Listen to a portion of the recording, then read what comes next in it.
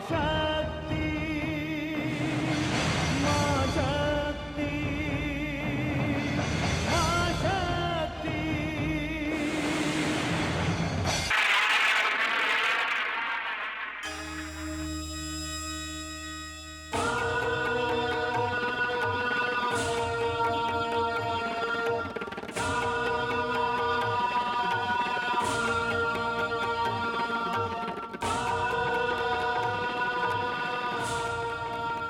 हे सुदर्शन, शक्ति तो शक्ति होती है, वो साकार भी होती है, निराकार भी होती है, पर तुम्हें बड़ी सतर्कता के साथ भगवान शिव की बाहों से शक्ति के कई भाग करने हैं, वो भी इस प्रकार कि भगवान शिव को उसका आभास तक न हो।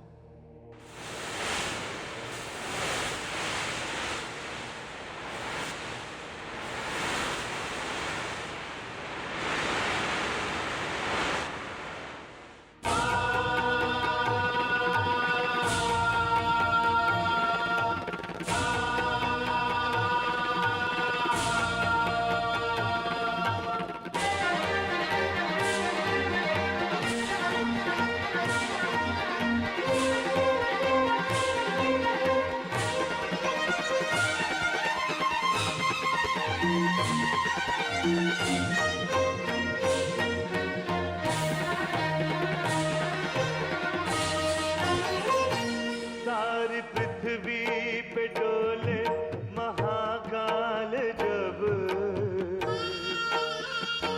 हर दिशा शक्ति पीठों का मंदिर हुई। अंग जो भी गिरा भूमि पर जिस जगह, अंग जो भी गिरा भूमि पर जिस जगह, उस जगह शिव प्रिया की समाधि बनी।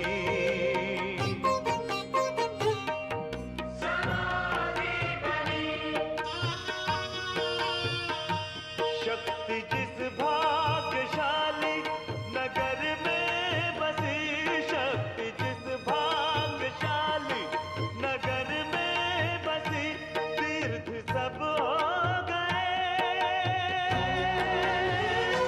तीर्थ सब हो गए।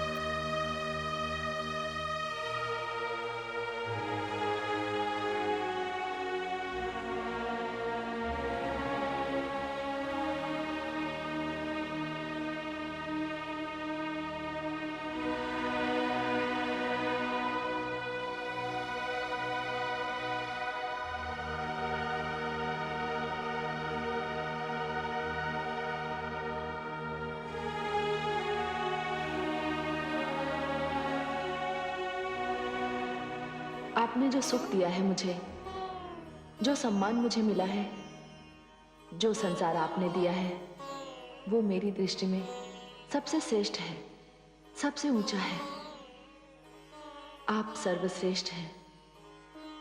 आप मेरे सर्वस्व हैं, मेरे ध्यान का केंद्र हैं। बस मैं तो केवल इतना ही जानती हूँ स्वामी, और कुछ नहीं स्वामी, और कुछ नहीं। आपसे अलग रहना मेरे लिए संभव नहीं है। हे कैलाशपति, वहां जाकर मैं आपको बुलवा लूंगी या स्वयं लौट आऊंगी।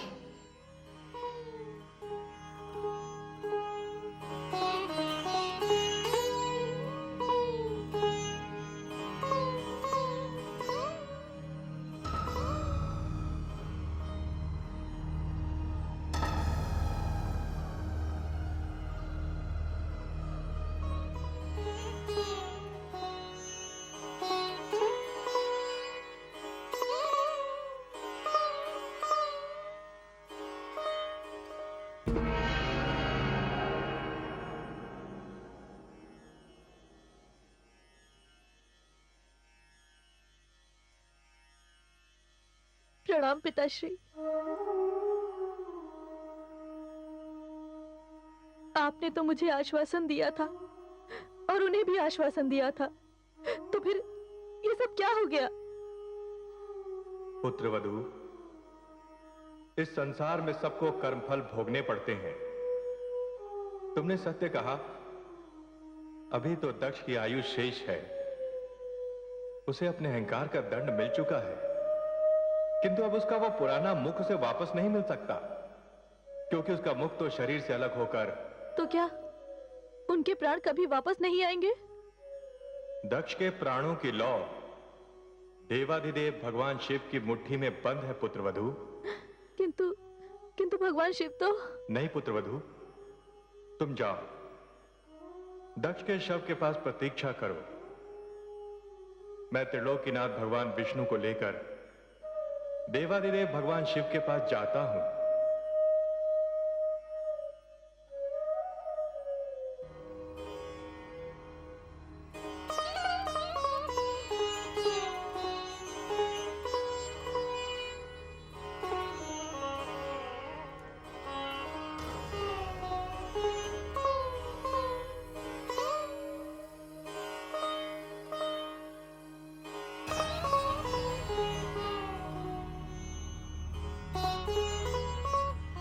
जब देवी शक्ति ही यहां नहीं है तो इसकी क्या आवश्यकता?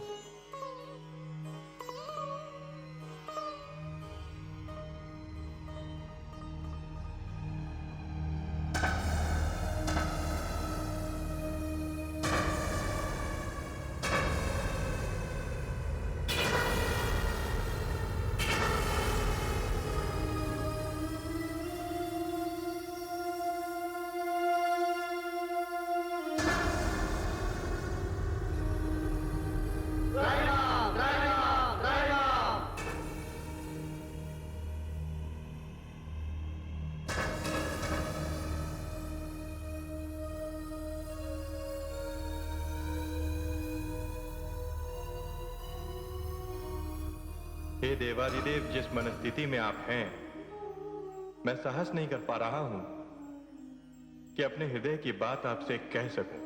हे आदि प्रजापति, होनी होकर रही, और आपका यहां पधारना भी उसी होनी का एक अंग है। लोग मुझे मंगल कारक कहते हैं, किंतु पीड़ा के इन क्षणों में मैं किसी के हृदय की बात ना सुनूं, ऐसा हो नहीं सकता। हे ब्रह्मा जी, आपके मन में जो कुछ है आप निसंकोच कहिए।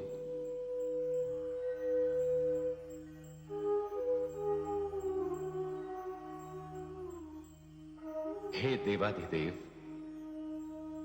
आदि प्रजापति इस समय आपसे कुछ कहने आए हैं, कुछ मांगने आए हैं। इन्हें भय है कि संसार इन्हें कहीं स्वार्थी न कह दे। नहीं पद्मनाभ, हम त्रिमूर्तियों में से कोई भी ऐसा नहीं है जो अपने स्वार्थ के लिए लोक कल्याण करना छोड़ दे। आपने भी तो देवी शक्ति के कई भाग करके उनकी देह को मेरी बाहों से मुक्त किया था। मैं आपका विरोध कर भी सकता था, परंतु मुझे ज्ञात था कि ये कार्य आपने किसी न किसी लोक कल्याण हेतु ही किया है, क्योंकि मैं स्वयं देवी शक्ति की देह का त्याग नहीं कर सकता था। ब्रह्मा जी, आपके मन में जो कुछ है आप निसंकोच कहिए।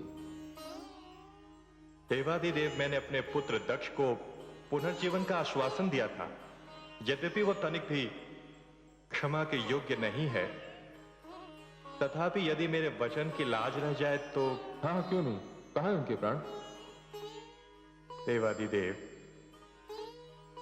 आपकी क्रोध से भींची हुई मुट्ठी में है उसके प्राण।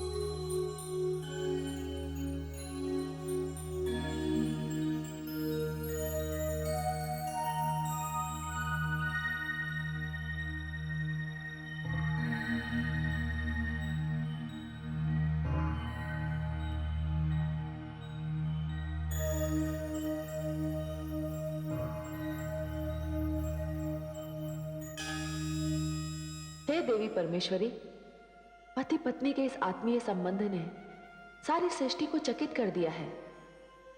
संसार के प्रत्येक नर और नारी के लिए यह संबंध प्रेरणादायी है, मार्गदर्शन करने वाला है। किंतु हे देवी परमेश्वरी,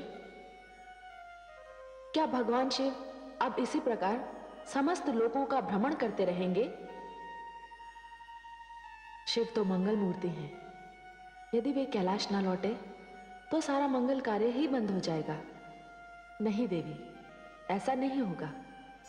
हमारी गौरी बहुत ही शीघ्र गिरिराज हिमाचल के घर जन्म लेने वाली है। क्यों है देवी महाकाली? आपने सत्य कहा परमेश्वरी। भगवान शिव और गौरी दोनों गिरिराज हिमाचल और उनकी पत्नी देवी मैना को, देवी गौरी को उनकी कोख से जन्म लेने का वरदान दे चुके हैं। हे देवी परमेश्वरी, आपकी लीला अपरंपार है।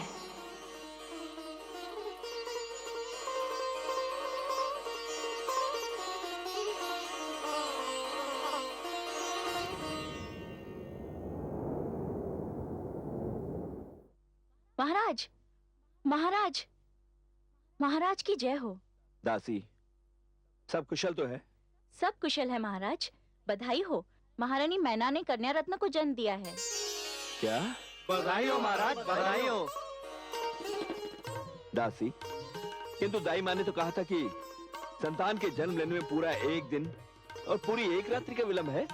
परंतु महाराज, चंद्रमा स्वयं आपकी गोद में आने को व्याकुल था। वो एक दिन पहले ही धरती पर उतर आया। हम अति प्रसन्न हुए।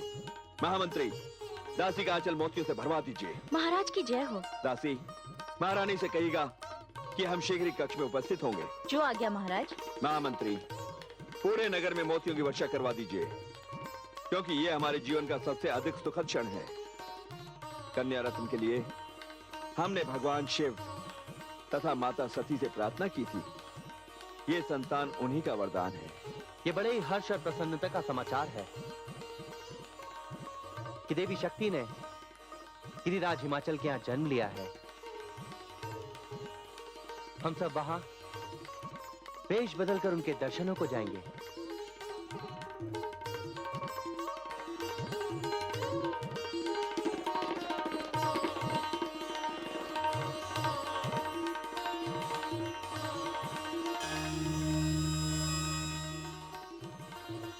हे महादेवी, संसार के कल्याण के लिए देवी भवानी ने हिमाचल पुत्री के रूप में जन्म ले लिया है। मैं उनके दर्शनों के लिए वहां जा रहा हूं। मैं आपकी ओर से भी उनको बधाई अवश्य दे दूंगा।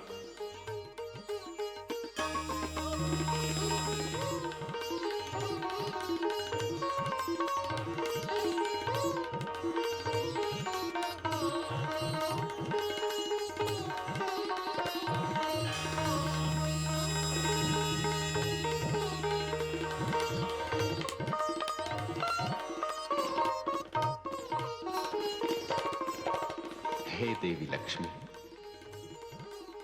भगवान शिव को उनकी समाधि से लौटा लाने वाली देवी भवानी का अवतार हो गया है। मैं भी उस दिव्य मूर्ति के दर्शन करके आता हूं।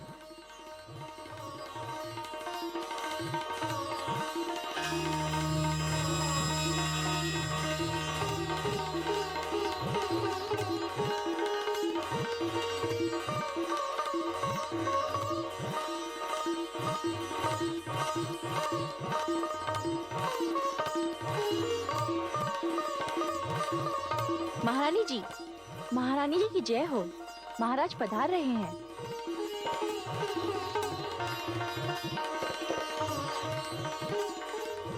आप सबको भी बधाई हो।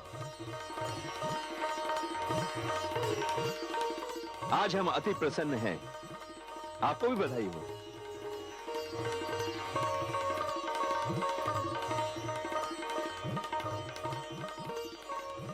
बधाई हो महारानी, बहुत बहुत बधाई हो। आपको भी बधाई हो महाराज। अच्छा, तो ये है शरद ऋतु का चंद्रमा। महारानी, अपनी इस चंद्रमा के समान पुत्री के दर्शन करके मैं तो धन्य हो गया। आपने भगवान शिव तथा माता सती से सती जैसी कन्या मांगी थी ना? जी महाराज। नारायण नारायण। देवर्षि नारद, प्रणाम देवर्षि, आपका स्वागत है, आइए। प्रणाम देवर्षि। आयुष्मति भव। देवर्षि नारद, कितने उचित समय पर आप यहां पधारे हैं। आपके दर्शन करके हम धन्य हो गए। नहीं पर्वतराज, धन्य तो मैं हो गया इनके दर्शन करके। पर्वत पुत्री पार्वती सौभाग्य का संपूर्ण संसार लेकर आपके घर में अवतरित हुई है।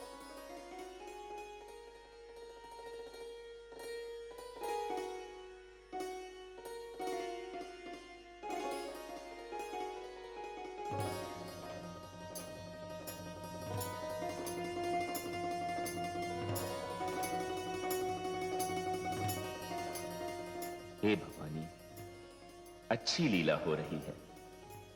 इन्हें ज्ञात ही नहीं कि इनके घर में सती जैसी नहीं, स्वयं सती ने जन्म लिया है। नारायण नारायण, कैसी कैसी विभूतियां इनके दर्शन के लिए बाहर खड़ी हैं। पर्वतराज, एक से एक श्रेष्ठ दर्शनार्थी आपकी पुत्री के दर्शन के लिए आपके द्वार पर उपस्थित हैं।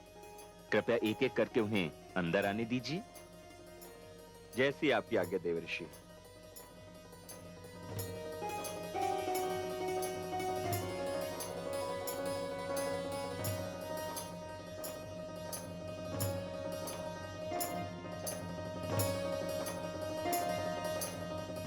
प्रणाम ऋषिवर। आयुष्मान भवा।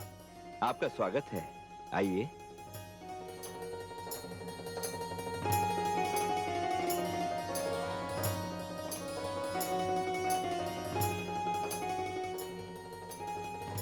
श्री ब्रह्मा।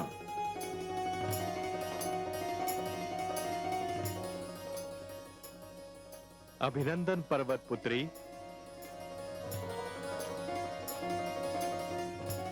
अभिनंदन।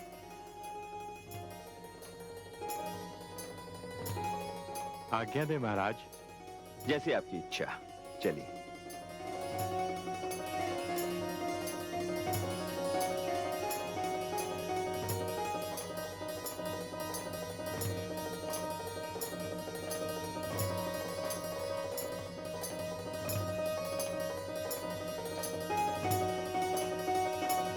प्रणाम ऋषिवर, आपका स्वागत है, पधारिए।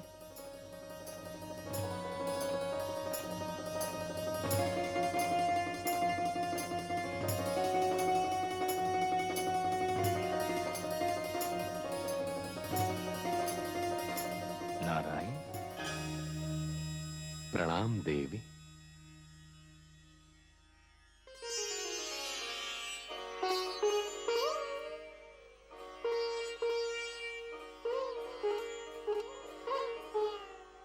अच्छा राजन। जैसी आपकी इच्छा ऋषिवर, चलिए। नारायण नारायण।